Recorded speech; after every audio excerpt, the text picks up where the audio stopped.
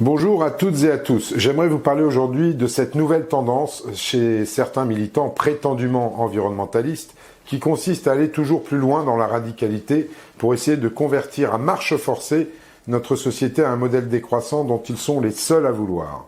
Après les manifestations violentes de la semaine dernière à Sainte-Soline, pas une journée sans qu'une œuvre d'art ne soit badigeonnée de je ne sais quelle soupe aux légumes ou sans que des activistes ne bloquent une route ou un événement.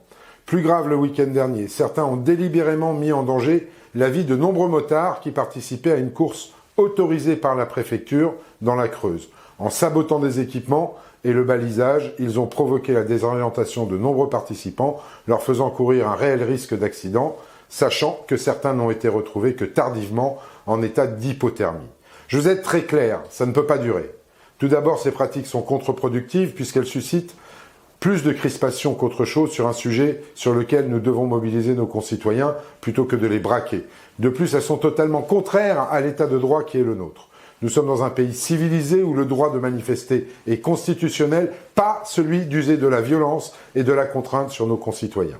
J'en profite pour souligner l'irresponsabilité de ces élus d'extrême gauche qui n'hésitent pas à soutenir ces actes et salissent le mandat qui est le leur.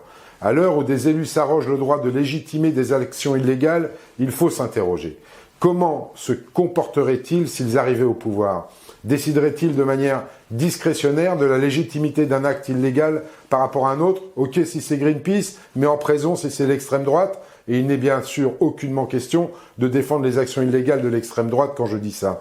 Vous voyez bien l'absurdité et le danger tant pour la démocratie que pour la séparation des pouvoirs que représente leur posture opportuniste. J'y préfère largement le respect en tout et pour tous de l'état de droit, et ce, d'autant plus en France où il existe, et je m'en félicite, une multitude de moyens légaux de revendiquer ces idées, aussi extrêmes soient-elles. L'enjeu du changement climatique est trop important pour être accaparé par ces ultras. À bientôt.